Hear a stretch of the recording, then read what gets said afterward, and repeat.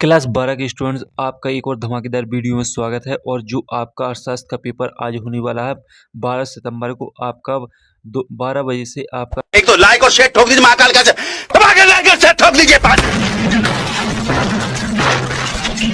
पूरा साल मेहनत करता हूं आपके लिए बेटा, ऐसा नहीं चलेगा, ऐसा नहीं चलेगा। अर्थशास्त्र का पेपर 2 बजे से आपका अर्थशास्त्र का पेपर होने वाला है। तो स्टूडेंट्स, हम जो आपका अर्थशास्त्र का पेपर बता रहे हैं, तो स्टूडेंट्स यदि आपने अभी तक कुछ भी तैयारी नहीं की है तो जल्दी से इस पेपर को देख लीजिए और साथ ही अपनी तैयारी को कंप्लीट कर लीजिए, क्योंकि जो आपका अर्थशास्त्र का पेपर है वो आज आपका होने वाला है। और आप देख सकते हैं जो अर्थशास्त्र का ये पेपर है, इसमें आपका पूर्णांक 80 नंबर का और साथ ही समय आपको 3 घंटे का मिलने वाला है और कुल प्रश्न आपके 23 रहेंगे।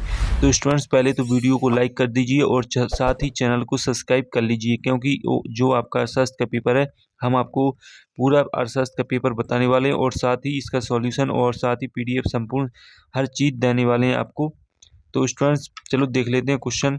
तो क्वेश्चन जो स्टूडेंट्स रहेंगे आपके, आप स्टूडेंट देख सकते हैं 6 नंबर के आपके क्वेश्चन रहेंगे। इसमें पहला क्वेश्चन रहेगा, सही विकल्प चुनकर लिखिए।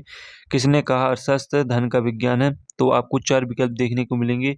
प्रो रोबिन्स, प्रो जेके मेहता, प्रो मार्शल ने, प्रो एडम स्मिथ ने। तो इसमें जो आपका राइट आंसर रहेगा वो आपका हो जाएगा प्रो एडम स्मिथ। इसके बाद आपका दूसरा क्वेश्चन रहेगा, सबसे पहले माइक्रो शब्द का प्रयोग करने वाले अर्थशास्त्री कौन है? Marshall, Boulding, Keynes, Ragnar. तो इसका जो आपका राइट आंसर रहेगा वो रेगनर हो जाएगा।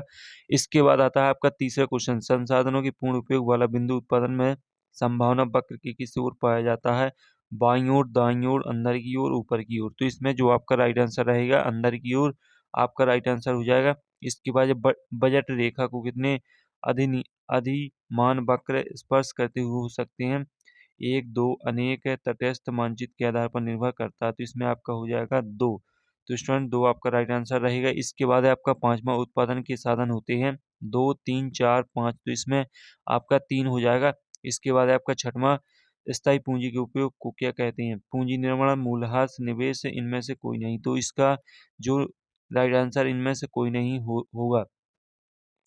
इसके बाद स्टूडेंट्स आते हैं आपके रिक्त स्थान। जो रिक्त स्थान रहेंगे वो आपके रहेंगे 7 नंबर की। और 7 नंबर की रिक्त स्थान में जो पहला रिक्त स्थान रहेगा वो आप देख लीजिए।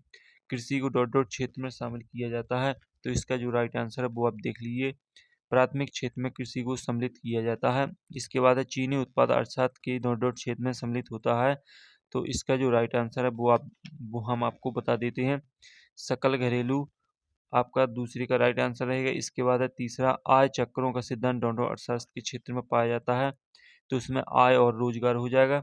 इसके बाद है आपका चौथा, पीगू के कल्याण को डॉट डॉट भागों में बांटा जाता है। तो इसमें आपका 2 भागों में बांटा जाता है।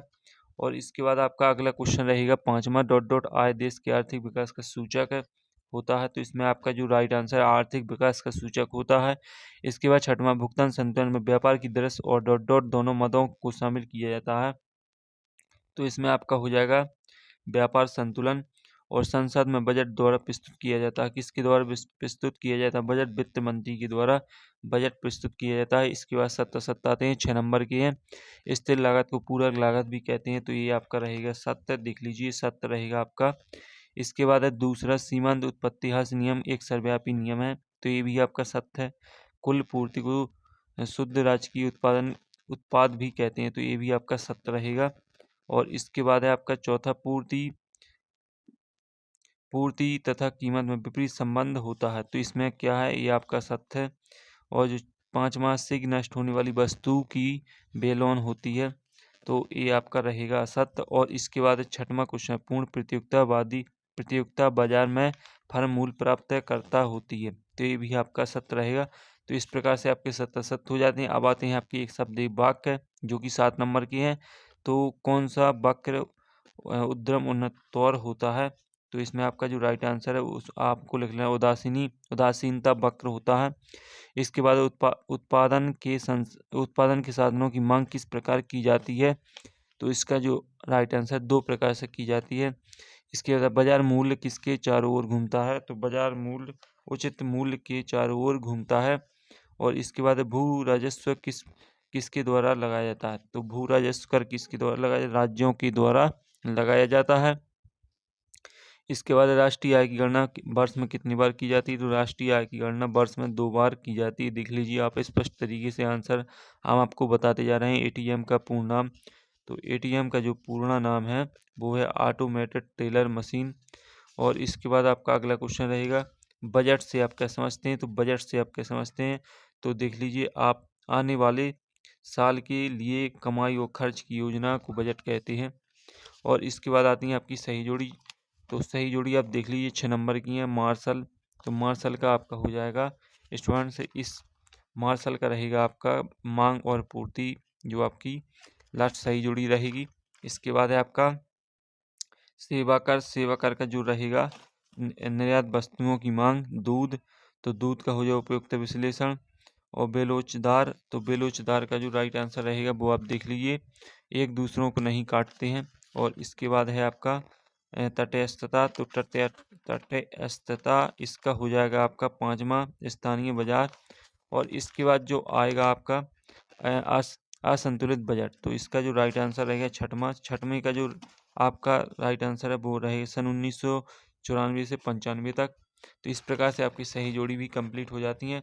और इसके बाद आती हैं आपकी जो एक 2-2 नंबर के क्वेश्चन, उत्पादन संभावना वक्र क्या होता है, आर्थिक समस्या उत्पादन के कोई 3 कारण बताइए, 7वां व्यष्टि अर्थशास्त्र की कोई 4 सीमाएं बताइए, समष्टि अर्थशास्त्र की कोई 4 गुण बताइए, कुल उपयोगिता अधिनियम कब होती है, मांग की बिंदु लोच क्या है, और 9वां है मांग को प्रभावित करने वाले 5 तत्वों के नाम लिखिए, मांग वक्र की मान्यताओं को लिखिए, पूर्ति वक्र किसे कहते हैं, औसत आय सीमांत आय में संबंध बताइए, फर्म के संतुलन की मान्यताएं लिखिए, स्टॉक तथा पूर्ति में अंतर लिखिए, पूर्ति का नियम समझाइए, बाजार पूर्ति तालिका से क्या आशा है। और इसके बाद है आपका बाजार मूल्य तथा समान मूल्य में अंतर स्पष्ट कीजिए।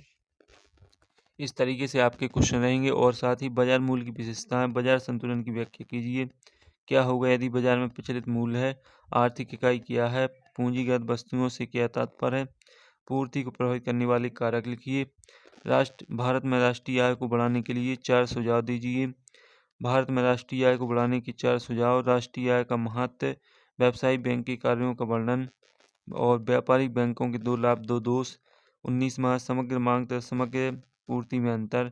जो और साथ ही स्टूडेंट्स इस जो आपके क्वेश्चन इनका सॉल्यूशन आपको टेलीग्राम चैनल पर मिल जाएगा। टेलीग्राम चैनल पर जुड़ने के लिए आपको डिस्क्रिप्शन में टेलीग्राम चैनल की लिंक मिल जाएगी, वहाँ से आपको पेपर की पीडीएफ और साथ ही इस पेपर का सॉल्यूशन मिलेगा। और इसके 19वां का अथवा अत्यधिक मांग को ठीक करने के उपाय, कीन्स के रोजगार सिद्धांत को समझाइए।